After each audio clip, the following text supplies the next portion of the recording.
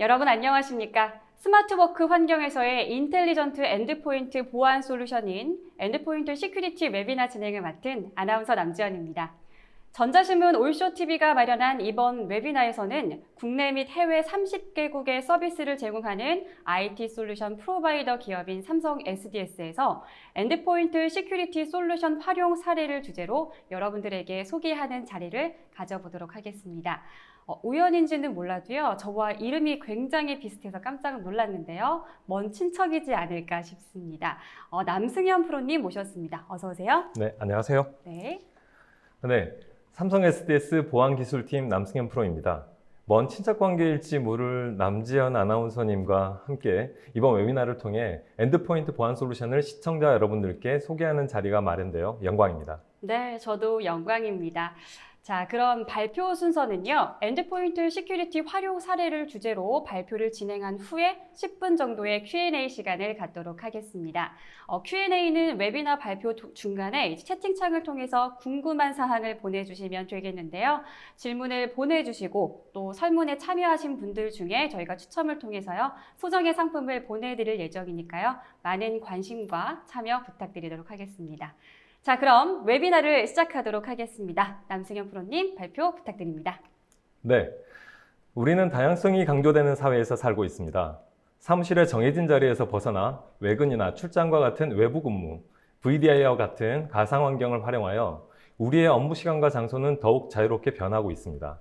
최근 코비드-19 영향으로 재택근무 등 사회 근무가 늘어나고 있는 상황에서 지속적으로 증가하는 외부 해킹, 악성 코드뿐 아니라 내부 자료 유출 사고들이 발생되어 기업의 정보 보호를 담당하고 있는 보안관리자들의 고민이 점점 더 커지고 있습니다.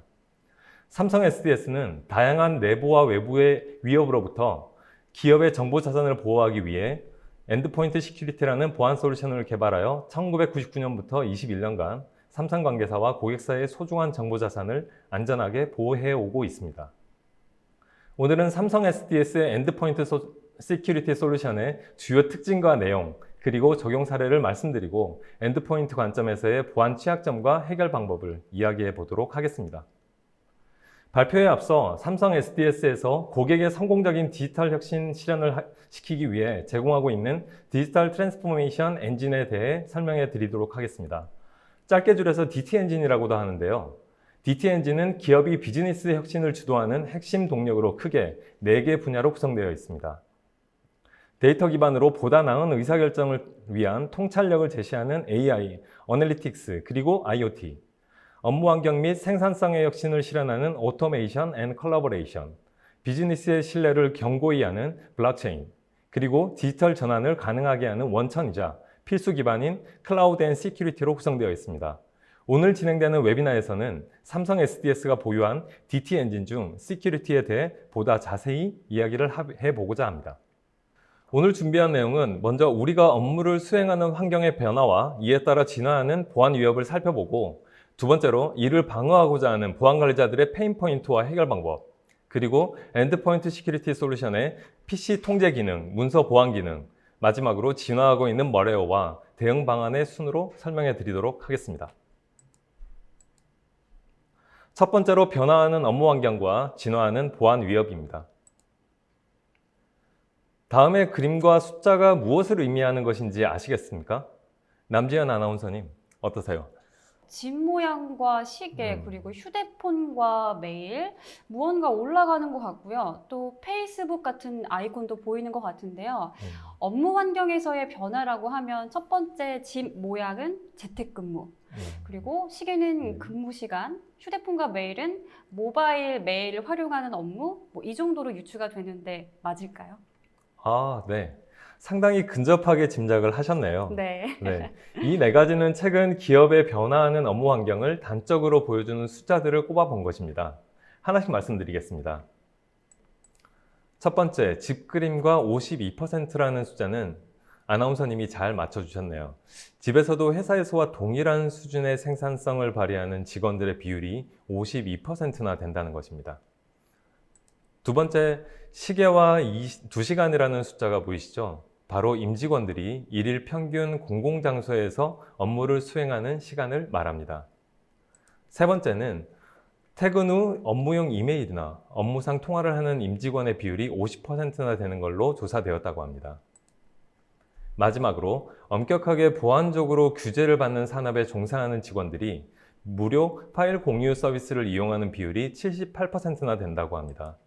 이 숫자들만 봐도 내 자리에서 업무 시간 중에 회사의 인프라 속에서 근무하는 것뿐만 아니라 시간과 장소의 제약에서 벗어나 얼마나 다양한 형태로 근무하고 있는지를 엿볼 수 있는 조사 결과입니다. 앞서 보신 숫자로 상징되는 업무 환경의 변화를 보았는데요. 이제 구체적인 업무 환경의 변화, 그 중에서도 가장 큰 부분을 차지하는 네트워크 측면에서의 변화를 살펴보겠습니다. 전통적으로 업무 환경이라고 하면 회사라는 테두리와 정해진 보안 체계 위에서 한정된 플랫폼과 정적인 구성 안에서 시스템에 접속하고 업무를 수행하던 것에 반해 이제는 가상화된 클라우드 인프라 위에서 다양하게 제공되는 어플리케이션들을 활용하고 모바일, PC, VDI를 통해 지하철, 사무실, 집, 어디에서든 인터넷이 되는 환경이라면 사내 시스템에 접속하고 협업하고 공유할 수 있는 오픈된 환경에서 스마트하게 일하는 형태로 자연스럽게 변화되었습니다. 기존에 우리가 생각하고 알고 있던 사내의 내 책상에서만 가능하던 업무가 언제 어디서든 네트워크의 경계가 사라진 환경에서 근무를 하고 있고 우리는 이것을 스마트 워크플레이스라고 부르고 있습니다. 지금까지 우리는 점점 더 자유롭게 그리고 편리하게 업무를 할 수 있는 환경에 대해서 이야기했습니다. 자, 그렇다면 이제 다시 우리 본연의 보안적 관점으로 시각을 한번 옮겨보도록 하겠습니다. 우리가 접속하는 네트워크가 회사 안이라면 말할 것도 없겠지만 공공장소의 와이파이를 통한 접속이라고 할지라도 기본적인 네트워크 경계 보안 시스템과 솔루션들은 적용되어 있을 것입니다. 알려져 있는 US 사이트를 차단하는 방화벽, 패킷 기반으로 공격을 차단하는 IDS 또는 IPS, 패킷을 조합해서 파일로 구성하여 악성 코드 여부를 확인하고 탐지하는 샌드박스에 이르기까지 다양한 네트워크 경계 보안 솔루션과 장비를 적용하여도 이메일 첨부 파일, 파일리스 악성 코드 등 많은 형태의 악성 코드는 엔드포인트까지 도달하게 됩니다. 우리는 네트워크에서 무수히 많은 단계와 보안 체계를 적용하고 운영하지만 결국 상당수의 악성 코드는 우리의 네트워크 경계를 뚫게 되는 불운을 지금 이 순간에도 우리는 목격하게 되는 것이 현실입니다. 저렇게 좀 다양한 보안 솔루션으로 기업의 보안 체계와 솔루션을 적용했음에도 불구하고 외부로부터 해킹이 뚫린다는 게 굉장히 놀라운데요. 그럼 다른 위협도 있을까요? 네, 또 다른 위협도 있습니다. 외부로부터의 침입이라는 싫지만 어찌 보면 당연한 공격들은 그만큼 우리가 보호해야 할 정보의 가치가 높기 때문이라고 애써 위안을 하며 방어를 위하여 노력할 수 있습니다. 그런데 말입니다. 보안 관리자들을 더욱 힘들게 하는 것은 내부자에 의해서 정보가 유출되는 것입니다. 보안 관리자로서 일반적으로 세 가지 관점에서의 보안 체계를 구축하고 운영합니다. 정보 보호라는 목표를 달성하고자 보안 조직을 구성하고 대책, 교육, 감사 등의 활동들을 하는 관리적 보안과 사업장 차단 시설, 영상 감시, 출입 통제, 검색 탐지 시스템과 같은 물리적 보안 영역을 구축 관리하고 네트워크, 서버, DB, 엔드포인트 각각의 영역별 기술적 보안 솔루션과 시스템을 적용하고 있습니다. 외부로부터의 공격을 방어하기 위해서 많은 시간과 자원을 투입하고 노력하지만 내부의 인가된 사용자에 의해서 발생되는 설계도면, 영업비밀, 개인정보 등의 유출에는 속수무책으로 무너지게 됩니다. 네, 내부 인가된 사용자에 의해서 유출이 된다는 사실이 좀 놀라운데요. 유출 사례에 대해 어떤 사건들이 있었는지 굉장히 궁금합니다. 사례에 대해서도 설명 부탁드립니다.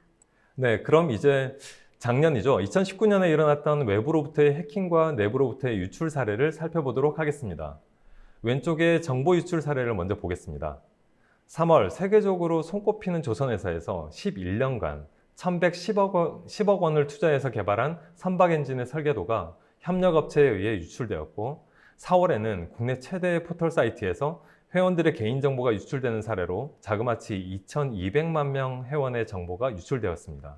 11월에는 암호화폐 거래 해킹 중 580억이라는 2019년 최대 손실 금액으로 화제를 일으켰던 사건도 발생했었습니다.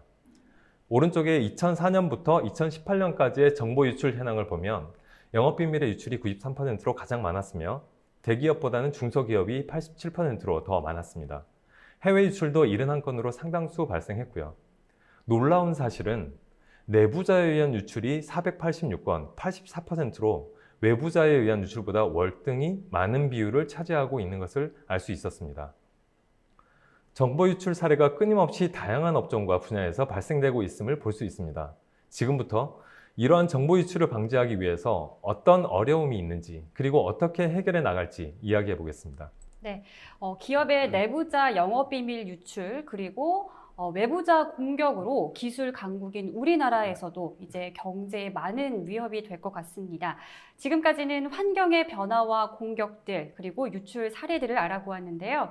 이제 시각을 조금 바꿔서 보안관리자 관점에서의 고충, 페인 포인트와 해결 방안에 대해서 이야기해 보도록 하겠습니다. 네, 보안관리자들은 다양하게 변화하는 업무 환경 속에서 편의성과 보안성을 동시에 고려하다 보면 생각이 많아지게 됩니다.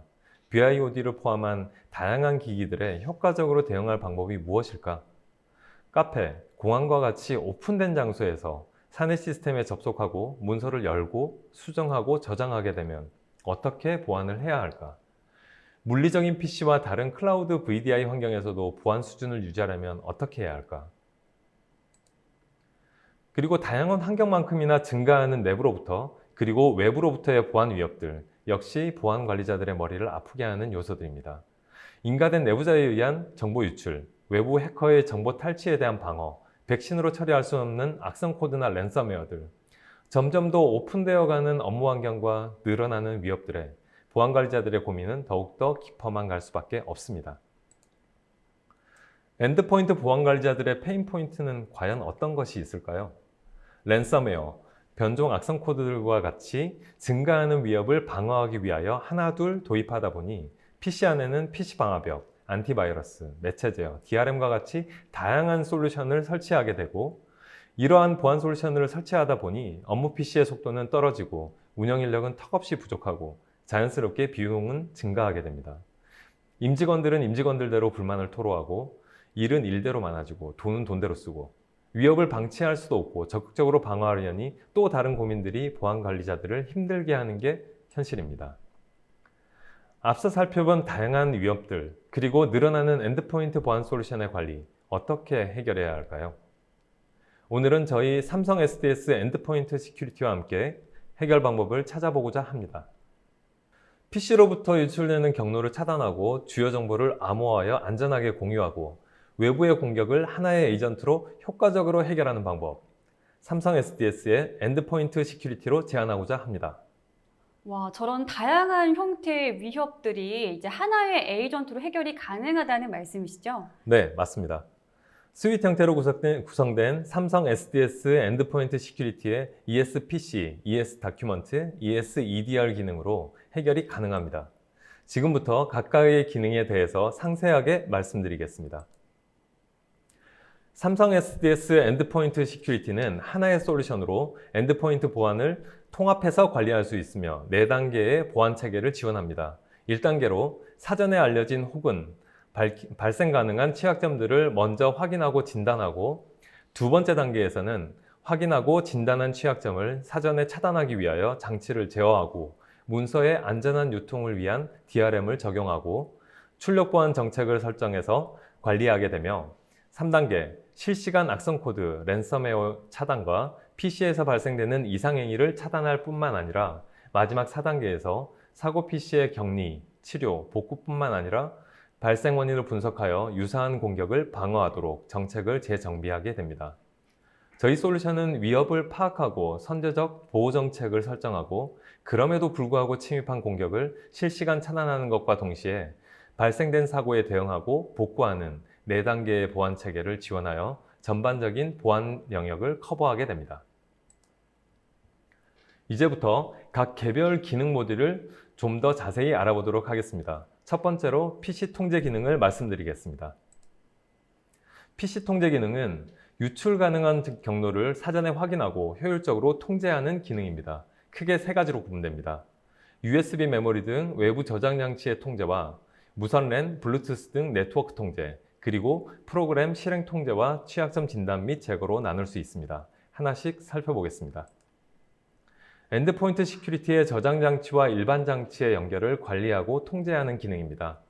흔히 알고 있는 CD, 메모리 스틱, 메모리 카드, 네트워크 드라이브 등 PC에 연결되는 저장 장치를 통제하는 저장 장치 관리 기능은 블락, 리드 온리, 리드 라이트 허용의 3단계로 정책을 설정하고 관리할 수 있습니다. 그리고 각종 장치와 연결되는 포트와 장치도 드라이버 레벨에서 통제 기능을 제공하여 안정적으로 제어가 가능하며 고객사에 특화된 장치도 상세 정보를 등록하여 제어할 수 있는 기능을 제공합니다. 보안관리자의 입장에서는 장치의 허용 또는 통제하는 것만큼이나 중요한 부분이 바로 사용 이력, 로깅의 영역이라 할 수 있습니다.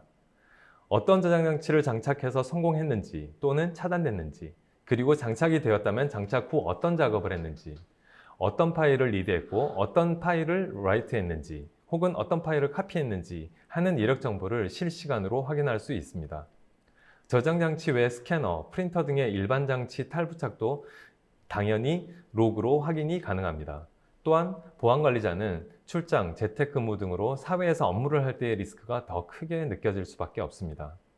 엔드포인트 시큐리티 에이전트에서는 서버에 접속되지 않아서 이력 정보를 전달할 수 없는 사회 환경에서는 에이전트 자체에 암호화되어 저장되어 있다가 서버와 연결되는 시점에 사회 이력 정보로 전송하여 서버에 별도 저장됩니다.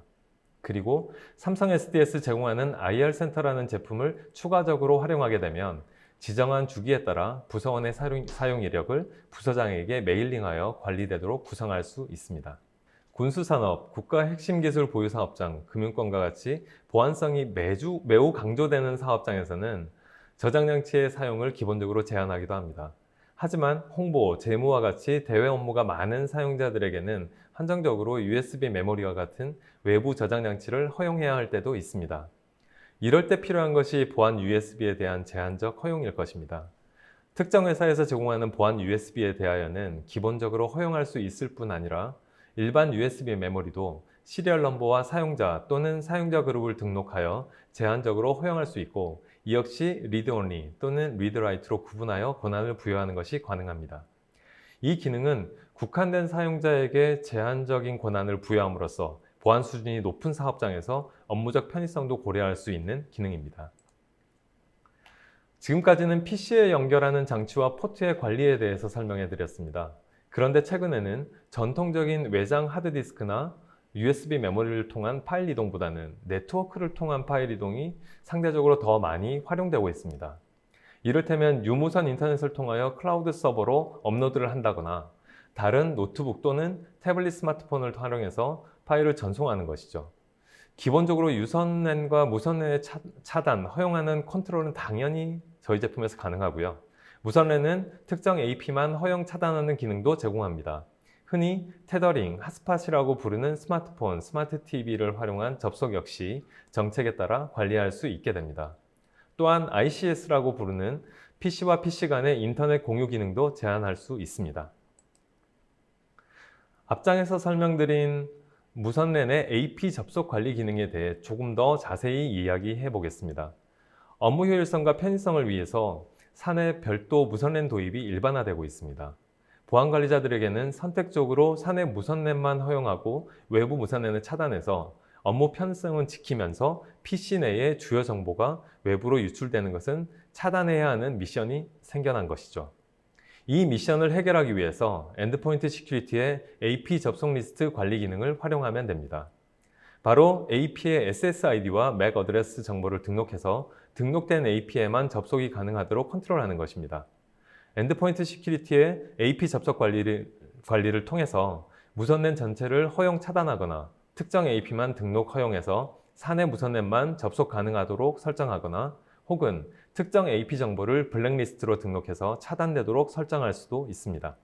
이제 일반 장치 중 스마트폰 통제에 대해서 이야기해 보겠습니다. LTE를 넘어서 5G 시대가 이미 활짝 열렸습니다.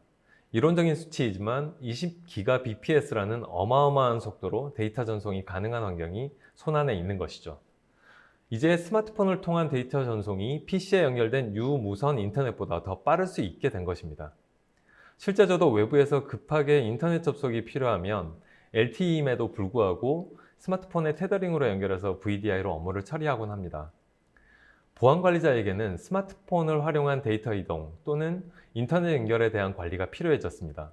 USB 테더링 또는 MTP 또는 ADB 방식으로 유선 연결하여 저장 장치로 활용하거나 외부 인터넷을 접속하는 것과 블루투스, 핫스팟, 애드훅과 같이 무선으로 연결하는 방식도 컨트롤 가능할 뿐 아니라 사용 이력도 별도 저장되게 됩니다. 이제 PC 안으로 조금 더 들어가서 프로그램 관리 기능에 대해서 이야기해 보겠습니다. 프로그램에 대해서는 보안 관리자 입장에서 두 가지 정도의 관리가 반드시 필요합니다. 써야 하는 프로그램과 쓰지 말아야 할 프로그램에 대한 관리입니다. 두 개의 상황을 설정해서 알아보도록 하겠습니다. 시나리오 1은 A사에서 최근에 소프트웨어 점검을 위해서 전체 PC에 점검 프로그램을 배포하였는데 배포를 해도 설치하지 않거나 설치 실패를 사용자가 몰라서 설치율이 높아지지 않고 있거나 설치는 되어 있는데 실행을 시키지 않는 문제가 있을 수 있습니다. 이럴 때 소프트웨어를 배포하고 설치하고 실행되는지 모니터링할 수 있는 기능이 기본으로 제공됩니다. 그럼에도 불구하고 계속 설치하지 않거나 실행하지 않으면 경고창을 띄우거나 인터넷 차단 혹은 시스템 종료의 강력한 조치까지도 취할 수 있습니다. 시나리오 2는 B사에서 내부 정보 유출 경로를 조사해 보았더니 증권 프로그램을 가장한 백도어 프로그램이 설치되어 유출되고 있는 것이 확인되었습니다. 사용자 현황 확인도 어렵고 백도어 프로그램을 중지시켜도 계속 재시작되어 활성화되어 머리 아픈 상황이 되었습니다. 이럴 때는 프로세스와 폴더를 지정하여 로깅하고 차단하고 심지어 지속적으로 삭제되도록 정책을 설정하면 말끔하게 정리할 수 있습니다. 물론 지금 말씀드린 내용은 상당히 강력한 형태의 정책이므로 신중하게 정책을 정의하고 사전에 충분히 안내하고 적용해야 할 기능이 되겠죠. 그리고 비업무 또는 유해 사이트를 구분하여 접속을 차단하거나 접속한 사이트의 URL 정보를 관리할 수 있습니다. IP와 포트 또는 도메인 정보를 등록해서 특정 사이트를 차단할 수도 있고 접속되었거나 차단된 URL 정보가 저장되며 시간대별로 특정 URL의 접속을 허용 또는 차단할 수도 있습니다. 이번에는 PC 취약점을 자가 진단하여 스스로 해결할 수 있도록 지원하는 기능을 설명해 드리겠습니다. 관리자 입장에서 수많은 PC들의 취약점을 중앙 집중식으로 관리하는 것은 사실 불가능에 가까운 일입니다. 그리고 사용자 입장에서 보면 어떤 것이 취약한지 잘 모르기도 하지만 설령 어디가 취약하지 않다고 할지라도 스스로 알아서 해결하는 것은 더욱 어려운 일입니다. 그래서 저희 엔드포인트 시큐리티에서는 설정한 정책에 따라 윈도우 계정과 비밀번호, 가상 머신 및 멀티 OS 사용 여부, 백신 설치 여부 및 엔진 날짜, 화면 보호기 설정, 부팅 암호, 공유 폴더 등의 취약점 검사를 클릭 한 번으로 진단하고 결과를 보여줄 뿐만 아니라 각각의 취약점에 대한 설정 가이드까지 제공해서 사용자가 직접 취약점을 제거하고 다시 진단하여 취약점 제거 여부를 확인까지 할 수 있는 기능입니다. PC 통제 기능의 마지막 내용입니다.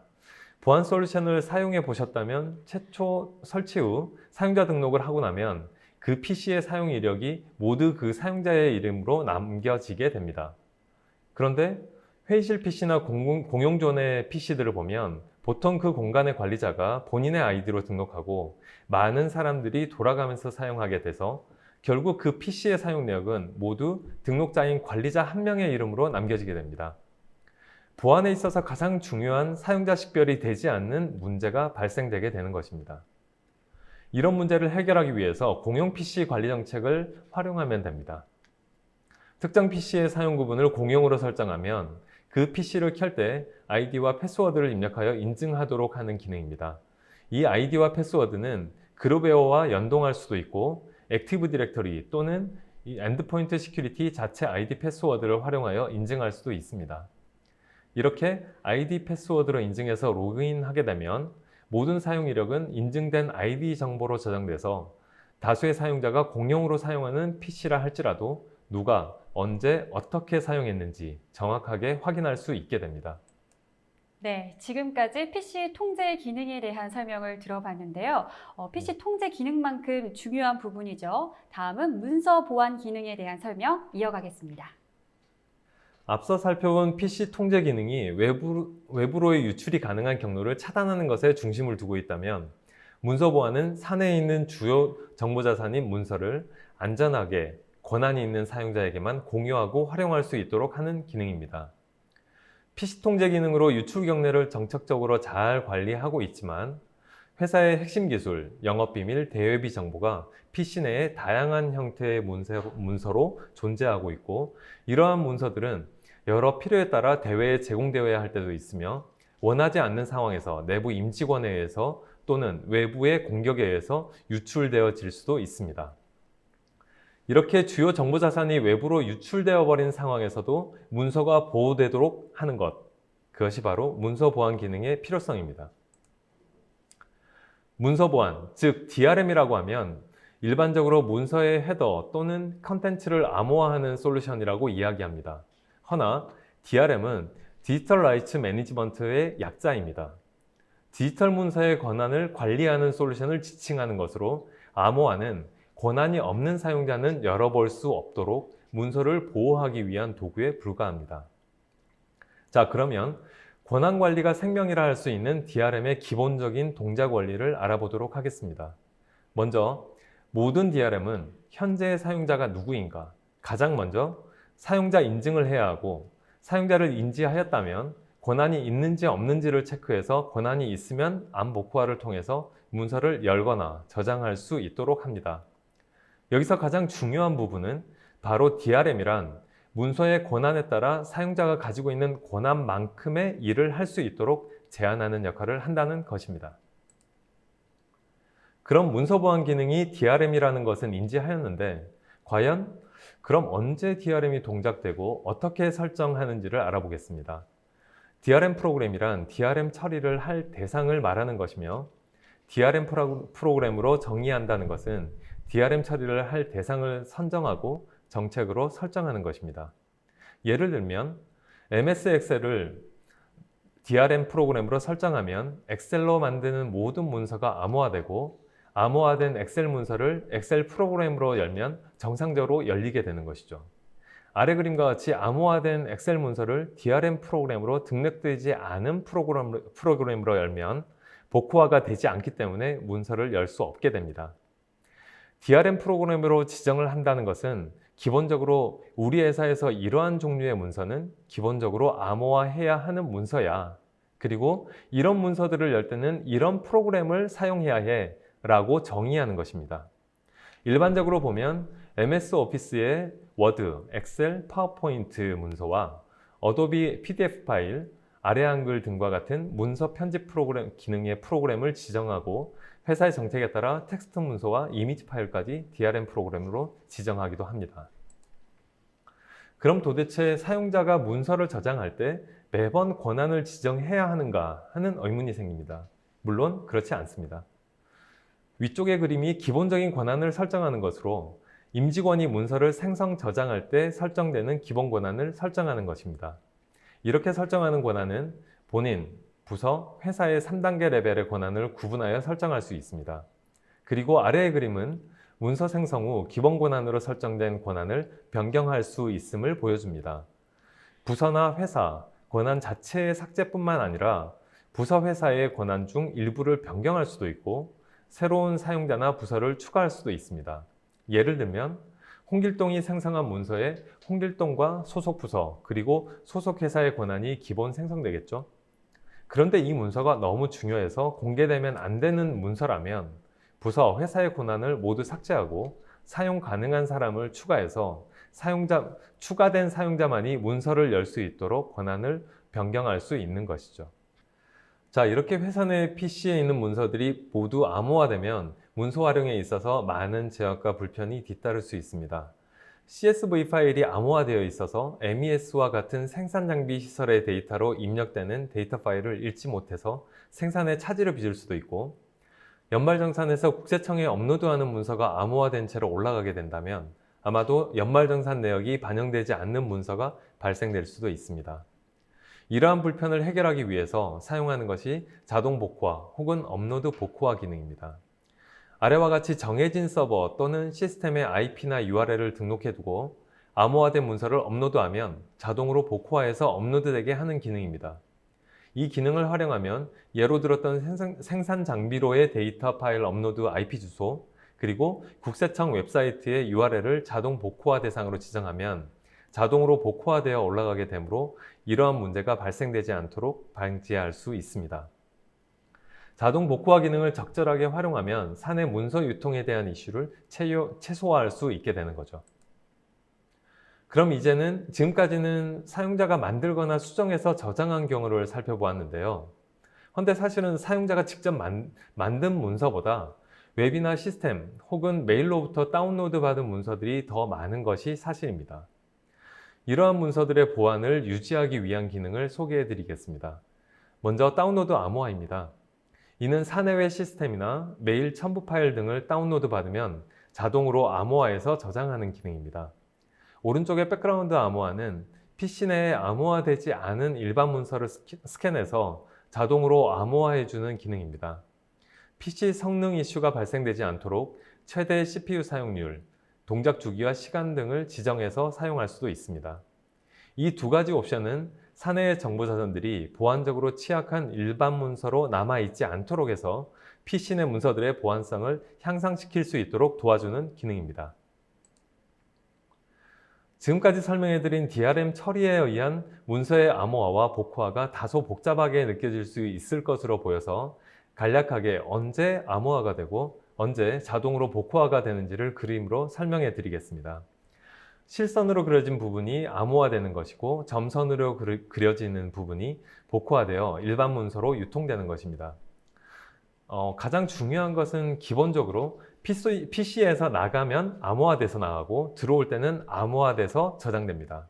다만 자동 복호화되도록 등록한 시스템으로 업로드를 할 때는 복호화되어서 업로드가 되겠지만 그렇지 않은 시스템으로의 이동 시에는 복호화하지 않고 암호화된 채로 유통하게 됩니다. 다시 말해서 외부로의 이동 시 보안관리자가 승인한 경로가 아니라면 암호화된 채로 문서가 유통되게 되어서 권한이 없는 사용자는 설령 그 문서를 입수하였다 하더라도 열어볼 수 없어서 소중한 정보 자산을 지킬 수 있게 되는 것입니다. 마지막으로 외근이나 출장 또는 요즘 같은 시대의 재택근무와 같이 사회에서 업무를 수행할 때 문서 보안 기능의 보안적 효과를 설명드리겠습니다. 문서 보안 기능을 도입해서 PC 내 모든 문서들을 암호화되어 있으므로 분실, 탈취의 위험으로부터 PC 내의 문서들이 유출되는 문제는 해결이 될 것입니다. 그리고 최근에는 사내 시스템의 접속을 위하여 VDI로 접속할 때 화면 캡처 차단하는 기능뿐만 아니라 다운로드한 문서의 암호화로 기존의 문서뿐만 아니라 시스템의 주요 데이터가 유출되는 것까지 방지해 줍니다. 코로나 등으로 늘어나는 재택근무 시에도 엔드포인트 시큐리티는 정보 자산의 유출 경로를 차단할 뿐만 아니라 혹여나 문서가 유출되었다 할지라도 암호화된 상태로 유출되어 권한이 없는 사용자에게는 무용지물이 되도록 해서 고객사의 중요한 정보 자산을 지킬 수 있게 하는 솔루션이 될 것입니다. 네, 지금까지는 문서 보안에 대한 설명을 들어봤습니다. 프로님께서 지금 혼자 계속 설명을 해주시느라 굉장히 입이 마르실 것 같은데요. 잠깐 목 좀 축이시고요. 감사합니다. 그동안 제가 발표 내용을 좀 간략하게 요약해 드리도록 하겠습니다. 사전에 감지한 위협에 대해서 정책을 설정해서 유출 경로를 차단하거나 유출될 수 있는 문서를 DRM 처리하고 암호화하는 선제적 관점에서의 조치를 지원하는 기능을 지금까지 설명을 드렸습니다. 자, 그럼 지금부터는 인터넷과 메일, USB 메모리 등 다양한 경로로 침투하는 멀웨어들의 진화된 형태와 이를 효과적으로 대응하는 방법들을 알아보겠습니다. PC 통제, 문서 암호화를 통한 정보 자산의 유출, 비식별 자산의 활용에 의한 유출 등 내부 직원으로부터의 위협과 도난 분실에 대한 방어도 중요하지만 엔드포인트 보안에 있어서 가장 직접적인 위협은 외부에서 엔드포인트로의 침투, 바로 멀웨어에 의한 위협일 것입니다. 기존에 우리는 시그니처 기반의 안티바이러스를 통해 멀웨어를 방어해 왔으나 스마트 X 시대를 맞아 IT도 진화하지만 사이버 공격을 위한 멀웨어 역시 진화하고 있습니다. 악성 변종과 파일리스 공격의 증가 두 가지로 구분해 보았는데요. 첫째로 변종 악성 코드의 증가입니다. 변종 악성 코드 생성 툴이 대중화됨에 따라 전문적인 해커가 아니라 할지라도 변종 악성 코드 생성 툴, 예를 들면 그림의 해시 모디파이어, 엠프레스를 사용해서 너무나도 쉽게 그리고 너무나도 많은 악성 코드의 변종들을 얼마든지 만들어낼 수 있습니다. 두 번째는 파일리스 공격의 증가입니다.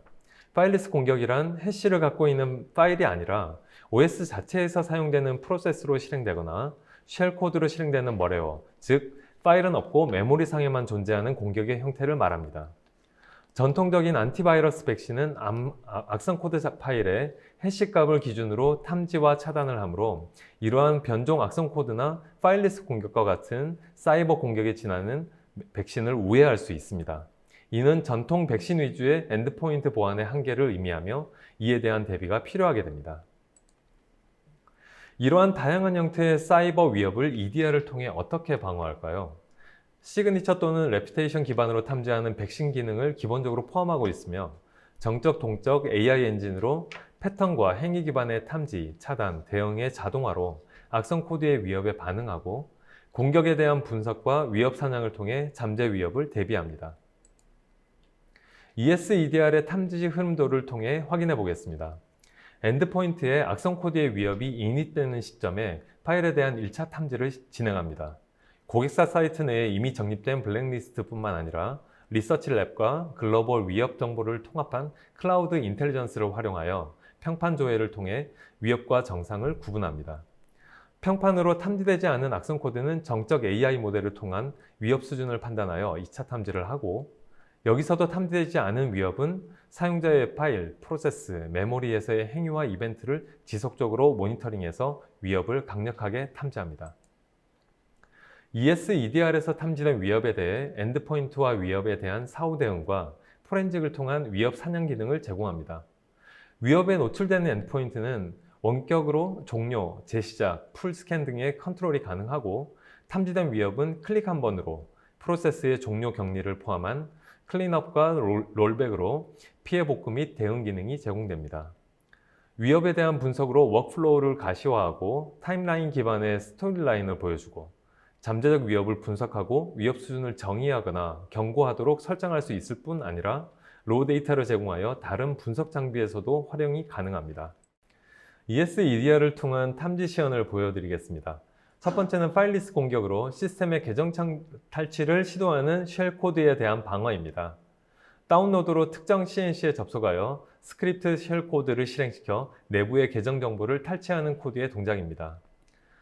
왼쪽은 ESEDR이 미설치되어 있어 쉘 코드 실행 후 엔드포인트의 계정 정보가 수집되어 있는 것을 볼 수 있습니다. 이렇게 주요 정보를 탈취한 후에 CNC 서버로 정보를 올리기도 하고, 나중에 필요한 상황에 활용하기 위해 파일 형태로 보관하기도 합니다. ESEDR이 설치되어 있다면 어떻게 방어가 되는지 확인해 보겠습니다. 오른쪽 그림에서 보이는 것처럼 계정 정보를 확인하려는 쉘이 차단되면서 종료되었고, 계정 정보 등이 수집되지 못한 것을 확인할 수 있습니다. 두 번째로는 랜섬웨어입니다. 최근에 국내에서도 공격당한 것으로 알려진 랜섬웨어는 워너크라이, 겐드크랩, 메이즈 등 지속적으로 새로운 형태가 등장하고 있고, 공격 후 얻을 수 있는 이익이 크기 때문에 주요 정보를 가진 고객들을 타겟으로 매년 증가하고 있는 공격 형태입니다. ESEDR을 설치하면 이러한 랜섬웨어를 어떻게 방어하게 되는지 시연 영상을 잠시 함께 보시겠습니다. 차단 모드로 작동되면 랜섬웨어에 감염이 되지 않게 돼서 확인할 수가 없기 때문에 모니터링 및 대응 모드로 ESEDR을 설정하여 랜섬웨어 감염 및 복원 과정을 보도록 하겠습니다.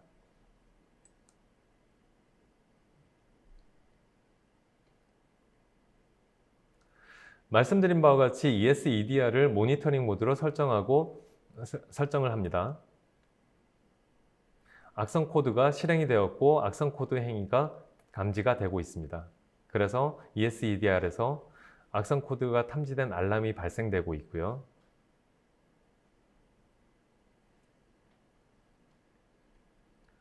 그리고 이제 PC에서는 랜섬웨어가 동작이 되면서 각종 파일들이 암호화가 진행되기 시작합니다. 점점 파일들은 더 많이 암호화가 되어가고 있고, 저희 ESEDR에서는 이 알람들이 계속해서 랜섬웨어의 동작이 알람으로 발생되고 있습니다. 이러한 암호화 과정이 전체적으로 쭉 진행이 돼서요,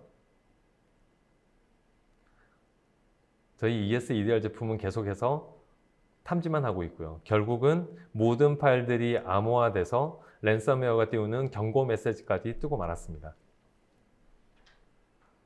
이 상황에서 관리자는 인시던트 메뉴에서 해당 PC를 선택해서 워너크라이 3 대응을 시작합니다. 미티게이션 수준을 롤백으로 설정하고 트루 포지티브 리졸브드를 선택해서 정책을 적용해서 전송을 하면 해당 PC에서는 롤백이 천천히 진행되기 시작합니다. 암호화된 문서들이 점점 사라지기 시작하고요.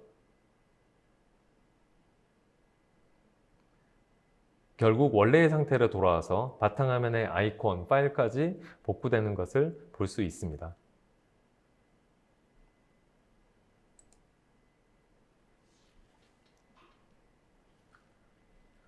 영상을 통해 보신 것처럼 PC에 랜섬웨어가 실행되면 이미지, 오피스 문서를 포함한 파일들이 암호화됩니다.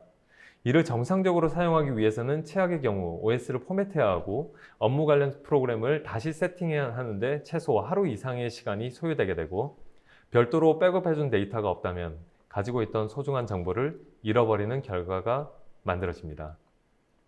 ESEDR은 실행된 탐지로 랜섬웨어의 실행을 사전에 차단할 수도 있지만 혹시 실행이 되어버린 후에도 행위 기반의 AI 엔진이 탐지해서 랜섬웨어를 제거할 뿐만 아니라 감염 이전의 롤백까지 지원하기 때문에 재설치에 대한 시간적 손실과 데이터 유실의 위험성까지 동시에 제거해서 랜섬웨어의 공격으로부터 업무의 연속성을 보장해 드립니다. ESEDR의 위협 분석 기능에 대해 살펴보겠습니다. 먼저 탐지된 위협에 대한 가시화 부분입니다. ESEDR 관리 콘솔의 인시던트 메뉴를 통해 탐지된 위협의 분석 정보를 확인할 수 있습니다. 오버뷰에서는 위협의 상세 정보, 단말의 상세 정보, 그리고 인디케이터 정보를 확인하고 이 위협에 대한 처리를 하게 됩니다. 위협 지표라고 할 수 있는 인디케이터 정보를 통해 EDR의 탐지 엔진이 해당 위협을 악성으로 분류한 근거를 확인할 수 있는데요. 마이터 어택 프레임워크와 통합되어 CVE 번호를 포함한 지표들을 근거로 보여주게 됩니다. 익스플로어 화면에서는 엔드포인트에 발생한 위협의 타임라인 기반의 스토리라인을 시각적으로 확인할 수 있게 도식화하여 표현합니다. 최초의 위협 프로세스로부터 추가로 실행되는 프로세스들을 순서대로 가시화함으로써 위협이 엔드포인트에서 시도해온 행위들에 대한 이력을 시각적으로 쉽게 확인할 수 있습니다. 익스플로어 화면의 하단에서는 위협에 관련되어 분석된 상세 이벤트를 확인할 수 있습니다. 관련된 프로세스의 그룹을 보여주게 되며 각각의 상세 이벤트에서는 파일의 생성, 수정, 삭제와 네트워크 레지스트리 그리고 프로세스 이력은 물론 관련된 인디케이터 정보까지 확인할 수 있습니다. 타임라인 화면에서는 엔드포인트와 관련된 위협의 이벤트들의 내역을 확인할 수 있습니다. 엔드포인트에서 발생된 위협 탐지 내역, 관리자의 대응 내역, 그리고 엔드포인트에서의 조치된 내역을 전반적으로 확인할 수 있으며 필터 기능을 활용하여 필요한 부분만 별도로 추출하여 확인할 수 있습니다. 뿐만 아니라 ESEDR에서는 비저빌리티를 통해서 발생 위협의 상세 내용을 확인하는 것은 물론이거니와 제공되는 쿼리와 직접 작성한 쿼리를 활용하여 고객사에 잠재되어 있는 위협에 대한 추가 분석까지 진행할 수 있습니다. 기본적으로 제공되는 베이직 쿼리의 포맷을 활용할 수 있으며 별도로 쿼리를 작성할 때에는 단계별로 적용 가능한 컬럼과 조건식에 대한 가이드가 제공되고 작성된 쿼리문에 대하여 적합, 부적합으로 쿼리문을 검증하는 기능을 제공해서 관리자의 쿼리 작성 및 실행이 오류 없이 이벤트를 조회할 수 있도록 지원합니다. 어드밴스드로 제공되는 포맷은 전일 베이스 64와 함께 숨김 실행된 파워쉘 이력, 원격 실행된 WMIC 프로세스, 자바스크립트를 실행시키는 run DLL 32 등 악성 공격이 발생시키는 이벤트들을 비저빌리티에서 조회할 수 있습니다. 이런 조회 결과를 확인한 후 쿼리 및 경고 설정을 하면 해당 이벤트 발생 시에 관리자에게 메일링 등의 알람이 발생되도록 하여 위협이 발생되면 사전에 인지할 수 있도록 설정할 수 있습니다. 네, 좀 다소 복잡해 보이는 내용이라 시청자 여러분들을 위해서 잠재 위협을 분석하는 것을 좀 예를 들어서 설명 부탁드립니다. 네. 시스템의 민감한 메모리에 대한 접근 행위를 검색하여 의심스러운 행위로 처리하는 과정입니다. 먼저 좌측 상단에 보면 인디케이터를 센서티브 메모리 액세스로 검색해서 민감한 메모리에 접근한 이벤트를 먼저 조회를 합니다. 그리고 두 번째로 사이트나 그룹으로 지정하거나 위협과 관련된 트루 컨텍스트를 지정하면 좀 더 상세하게 범위를 설정할 수 있습니다. 세 번째로 조회된 프로세스를 트리로 전환하고 특정 엔드포인트의 프로세스와 그 하위 프로세스를 점검합니다. 그리고 네 번째로 이렇게 점검한 프로세스 이벤트가 의심 부분이 있는 것으로 판단되면 마크 as suspicious로 조치를 하게 되고, 마지막으로 사이트 내부에서 해당 프로세스의 이벤트가 활동하게 되면 suspicious로 표시되어 경고 설정 및 인시던트 화면에서 확인 및 후속 조치 등의 대응을 할 수 있게 됩니다. 지금까지 살펴본 기능을 4가지로 요약하면서 ES-EDR의 설명을 마치겠습니다. 사전에 위협을 차단하는 프리벤트 단계, 행위 기반의 위협을 탐지하는 디텍트 단계, 탐지된 위협에 대응하고 복구하는 리스판드 단계, 마지막으로 잠재적 위협을 가시화하고 추적하는 헌팅 단계로 구분됩니다. ES-EDR을 활용하면 시그니처 기반의 전통 백신이 탐지하지 못하는 위협을 방어하고 원격으로 발생된 위협을 분석하고 증거 수집 및 대응함으로써 진화하는 사이버 공격에 대한 위협으로부터 엔드포인트를 지키고 보안을 강화할 수 있습니다.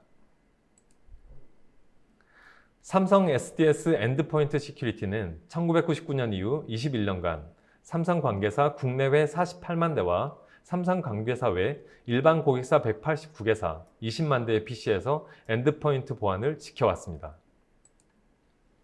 또한 자체적인 글로벌 테크니컬 서포트 체계를 구축하여 국내뿐 아니라 해외 주요 거점 6개 도시의 기술 지원 센터를 운영하고 있으며 24365 서비스뿐만 아니라 다국어 기술 지원 서비스도 운영하여 해외 비즈니스까지 안정적으로 지원하고 있습니다. 국내 본사뿐 아니라 해외 법인, 그리고 출장 또는 재택근무와 같은 외부 근무에서도 사내에서와 동일한 수준의 보안 체계를 적용하여 관리할 수 있으며 시간과 장소에 제한 없이 기술 지원을 받을 수 있습니다. 삼성 SDS는 보안 리스크를 제거를 통해 고객의 소중한 정보 자산을 보호하며 고객의 보안 니즈에 대한 명확한 이해와 미래를 한 발 앞서 내다보는 선도 역량을 바탕으로 잠재된 보안 위협으로부터 안전한 업무 환경을 제공합니다. 지금까지 삼성 SDS 엔드포인트 시큐리티 솔루션이었습니다. 감사합니다. 네, 지금까지 긴 시간 동안 정말 혼자 발표를 이끌어 주시느라 정말 수고가 많으셨습니다. 감사합니다. 네, 자세한 설명 덕분인지 많은 분들께서 질문을 보내주셨습니다. 시청자 여러분들께서 보내주신 질문을 이제 답변을 들어보는 Q&A 시간을 가져보도록 하겠습니다. 네. 네, 첫 번째 질문부터 받아보겠습니다. 네. 엔드포인트 시큐리티 구성에서 기본 탑재 패키지와 선택 탑재 패키지로 구성이 되어 있는데요. 선택 탑재는 사용자가 사용 여부를 선택할 수 있는 것 같은데 기본 탑재의 경우에도 하나의 솔루션만 도입이 가능한가요? 라고 질문해 주셨습니다. 어떨까요? 네. 저희 엔드포인트 시큐리티 제품은 기본 탑재 패키지의 2개 기능 모듈과 선택 탑재 패키지의 2개 모듈로 구성되어 있습니다. 4개의 모든 기능 모듈은 기본 선택 구분 없이 독립적으로 도입이 가능하며 하나의 기능 모듈만 도입할 수 있고 복수 개의 기능 모듈을 조합하여 선택적으로 구성할 수도 있습니다. 네, 기본 탑재도 이제 네. 선택적으로 네. 가능하다는 말씀 잘 네, 들어봤습니다. 맞습니다. 네. 자, 두 번째 질문 이어서 받아보겠습니다. 최근 새로운 IT 기반 기기들이 많이 시장에 출시되고 있는데 새로운 주변 장치에 대해서도 관리가 가능한가요? 라고 질문해 주셨습니다. 네, 기본적으로 새로운 기기에 대해서도 통제가 가능합니다. 올해 출시된 6.0 버전에 새로 추가된 장치 통제 세분화 기능을 활용하면 기존의 분류 체계에 없는 새로운 장치라 할지라도 시스템에서 인식하고 분류하여 컨트롤이 가능해집니다. 네. 자, 그럼 세 번째 질문도 이어서 받아보겠습니다. 많은 회사들이 문서 보안 솔루션을 도입했고 또 네. 도입을 원하는 회사들이 많은 것 같습니다. 그런데 초기 사용자와 운영자들은 이런 보안에 대해 불편하다고 느낄 것 같은데 삼성 관계자 여러분들께서는 이런 문제들을 어떻게 해결하셨을까요? 네, 보안 솔루션 하면 많은 분들이 관심을 가지고 특히 걱정하는 부분 중에 하나일 거라고 생각됩니다. 삼성 관계사에서도 초기 도입 시 그런 부분에 대해 많은 우려사항들이 있었고요. 문서의 유통 측면에서 여러 어려움이 예상되기도 했었습니다. 그러나 ES 다큐먼트 솔루션은 자동 DRM 프로그램, 자동 암복호화 기능들을 활용해서 초기 설정으로 사용자 역할을 제거하였고, DRM 적용 이전 대비 달라지는 문서 유통 방식과 특히 외부와의 문서 유통에 있어서 이슈가 발생되지 않도록 기본 원리와 상황별 유통 방법, 그리고 보안 교육을 통해서 적용 초기의 불편함을 해결해 나갔었습니다. 네, 좋습니다. 자, 다음 질문도 이어서 받아보도록 하겠습니다. 문서 보안에서 분류가 개인, 부서, 회사로 되어 있다고 들었습니다. 이 세 분류의 권한에 대한 우선순위가 어떻게 되며 타 회사, 타 부서, 타인의 경우 원하면 권한 추가가 얼마든지 가능할까요? 라고 질문 주셨습니다. 네, 두 가지를 질문해 주셨습니다. 먼저 우선순위는 개인이 우선이고요. 이후 부서, 회사 순으로 권한이 적용됩니다. 그리고 두 번째로 타회사, 타부서, 타인 추가가 가능한지에 대한 질문인데요. 기본적으로 이제 DRM이라는 거는 회사 간에 별도의 키로 연결이 되어 있기 때문에, 키가 존재하기 때문에 다른 회사를 추가하는 것은 사실상 불가능하며, 하지만 다른 부서나 다른 사람을 추가해서 별도로 권한을 부여하거나 추가 삭제는 충분히 가능합니다. 네, 좋습니다. 자, 다음 질문도 이어서 받아보겠습니다. 네. SDS 엔드포인트 시큐리티는 통합 솔루션이라고 말씀을 해주셨는데요. 여기서 통합이란 얘기를 구체적으로 설명 부탁드리도록 하겠습니다. 네. 엔드포인트 시큐리티는 올해 버전 6.0으로 출시하면서 기존의 각각 개별 제품으로 개발되었던 PC 통제, 문서 보안 기능을 하나의 에이전트와 콘솔로 통합하였습니다. 또한 통합 플랫폼 형태로 유연하게 아키텍처를 구성해서 새로운 기능과 신규 기능 모듈의 추가가 용이해졌습니다. 이러한 부분을 활용해서 출력 보안과 EDR 모듈도 통합하여 하나의 에이전트로 제공할 수 있게 된 것입니다. 이렇게 유연한 구조를 통해서 기존 기능과 신규 기능을 하나로 통합해서 제공하게 되었고, 통합이라는 용어를 사용하고 있습니다. 네, 자, 통합 플랫폼에 대한 내용이 굉장히 인상적인데요. 향후 새로운 보안 관련 기능이나 솔루션의 변화가 어떻게 될까요? 네. 아직까지 탑재되지는 않았지만 현재로서는 DLP 기능 모듈을 추가로 이제 탑재할 계획이 있으며, 모바일로의 디바이스 및 IoT로의 확장이 진행되고 있습니다. 새로운 영역으로의 확장에 대하여는 다음 기회가 된다면 소개할 수 있으면 좋겠습니다. 네, 저도 기대하도록 하겠습니다. 감사합니다. 네, EDR은 클라우드 큰 솔로만 가능한 건가요? 라고 질문을 주셨습니다. 어떨까요? 네, 아닙니다. ES EDR 제품은 SaaS 형태의 클라우드 서버뿐 아니라 온프라미스의 구축 및 운영도 가능합니다. 아무래도 보안 장비와 데이터에 대한 클라우드 서버 업로드에 대해서 곤란함을 느끼는 분들도 많을 겁니다. 그래서 클라우드와 온프렘 서버 두 가지 형태를 모두 사용할 수 있으니 도입 시에 충분히 검토해서 각자의 그 고객사, 자사에 어떤 부분이 더 맞을지를 고려해서 클라우드와 온프렘 서버를 선택하면 되겠습니다. 네, 많은 분들이 참고를 좀 하시면 좋을 것 같습니다. 백신을 사용하고 있는데 현재 백신을 대체할 수 있을까요? 라는 질문도 주셨습니다. 대체할 수 있을까요? 네, 그렇다고 말씀드릴 수 있습니다. EDR이라는 제품을 처음에 접하게 되면 가장 많이 하는 질문 중에 하나인데요. 사실 알려진 악성 코드의 경우 ES EDR의 탐지력이 현재 사용 중인 타 백신, 현재 사용하고 있는 안티바이러스 제품들과 크게 다르지 않은 유사한 수준입니다. 하지만 신규 악성 코드, 파일리스, 스크립트 기반의 공격은 EDR의 탐지력이 훨씬 더 우수합니다. EDR을 도입하는 고객사의 기존 백신에 대한 신뢰도에 따른 결정 사항이긴 하지만 기존 전통 백신의 대체도 가능하고 상호 호환 운영도 가능하다는 점을 말씀드릴 수 있습니다. 네, 답변 잘 들어봤습니다. 마지막 질문 받아보겠습니다. ES EDR을 설치하면 사용자가 불편하지 않나요? 라고 질문을 주셨습니다. 불편할까요? 임직원의 PC에 아무래도 에이전트를 설치하는 것이기 때문에 여러 측면에서 민감해하는 것이 사실입니다. 특히나 EDR은 PC를 모니터링하기 위해 일정 수준으로 PC 성능에 영향을 줄 수밖에 없습니다. 하지만 ES EDR 제품은 이 부분에 대한 효율화를 달성하기 위한 연구를 통해 최적화하는 작업을 진행했었고요. 이로 인해서 윈도우 OS인 경우에 예를 들어 보면 CPU 사용률은 1% 미만, 메모리 사용률은 170에서 200MB 수준으로 PC 사용상 영향도는 사실상 미미하다고 볼 수 있습니다. 네, 답변 잘 들어봤습니다. 이것으로 Q&A를 모두 마치도록 하겠습니다. 긴 시간 동안 발표해 주시고 답변해 주시느라 정말 수고가 많으셨습니다. 감사합니다. 네. 자, 마지막으로 소감 한 말씀도 한번 부탁드릴게요. 오늘 어떠셨나요? 네, 1시간이라는 시간이 정말 순식간에 지나가 버렸네요. 먼저 긴 시간 동안 경청해 주셔서 감사드립니다. 시간이 갈수록 어려워지는 보안 위협들을 해결하고자 노력하는 분들과 엔드포인트 보안에 관심을 가지고 있는 시청자분들께 도움이 되는 시간이었기를 바라면서 아직도 소개해드리지 못한 부분이 많아서 아쉽긴 하지만 다음 기회에 더 많은 내용을 공유할 수 있기를 기대하겠습니다. 늘어나는 자율도만큼이나 아니 그 몇 배 어려운 보안 관리를 하시는 분들이 더욱 힘내시기를 기원하겠습니다. 저희 삼성 SDS의 엔드포인트 시큐리티 버전 6.0 솔루션은 앞으로도 다양한 환경과 보안적 위협을 해결하는 솔루션으로서 더욱 발전된 모습으로 찾아뵙겠습니다. 경청해주신 시청자분들과 질문과 댓글로 참여해주신 분들께 다시 한번 감사의 말씀을 드립니다. 건강하십시오. 네, 삼성 SDS의 엔드포인트 시큐리티의 발전된 모습 저도 기대하도록 하겠습니다.